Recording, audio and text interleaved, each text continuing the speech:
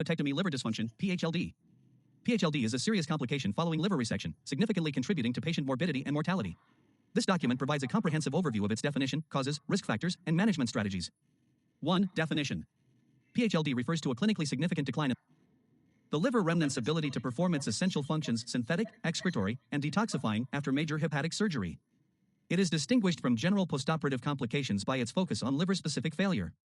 Key diagnostic criteria include 50 to 50 criteria on postoperative day 5, a prothrombin time, PT, less than 50%, INR greater than 1.7, and serum bilirubin exceeding 50 mol/L, 2.9 mg/dL. Both indicators are associated with a 50% mortality risk. ISGLS definition. The International Study Group of Liver Surgery defines PHLD as increased INR and hyperbilirubinemia occurring on or after day 5 post-surgery. Severity is graded as Grade A, no change in clinical management. Grade B, requires deviation from routine care but no invasive procedures. Grade C, necessitates invasive intervention or results in death, such as transplantation or MARS therapy.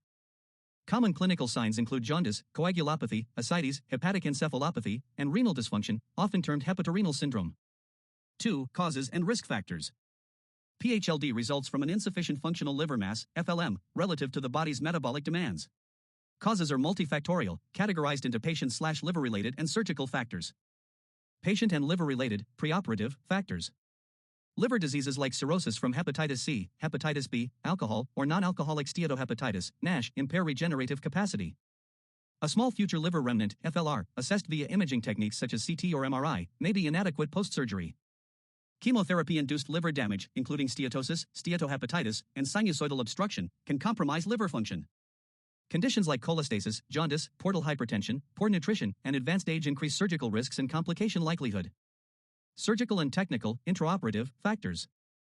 Extensive liver resection exceeding 70 to 80% in healthy tissue or 40 to 50% in cirrhotic liver elevates complication risks. Prolonged ischemia, often from the Pringle maneuver, reduces blood flow to the liver. High intraoperative blood loss and transfusions can hinder regeneration due to hypotension and inflammatory mediators.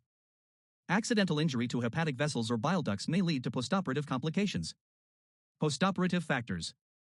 Sepsis and infections worsen PHLD by releasing cytokines that damage liver cells. Portal vein thrombosis reduces blood flow, impairing liver function. Biliary leaks can cause peritonitis and sepsis. Drug toxicity hampers recovery and complicates treatment outcomes. 3. Treatment and management. Management primarily focuses on prevention and supportive care, as there is no specific cure for a failing liver remnant other than time and regenerative support. Prevention. Assessment tools like Child-Pugh, MELD scores, and indocyanine green tests are essential for preoperative evaluation.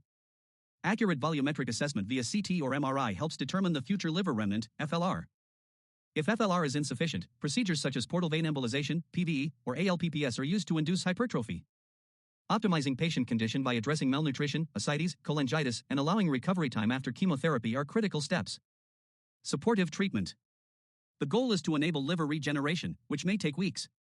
Supportive measures include metabolic support, ICU monitoring for grade B/C PHLD, early enteral nutrition with low sodium, branched-chain amino acid-enriched formulas, and management of glucose and electrolytes to prevent hypoglycemia and hyponatremia.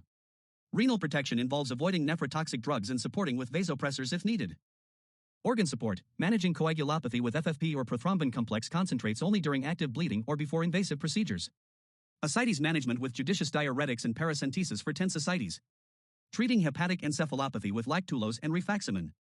Early infection control with broad-spectrum antibiotics is vital, as infections increase mortality risk.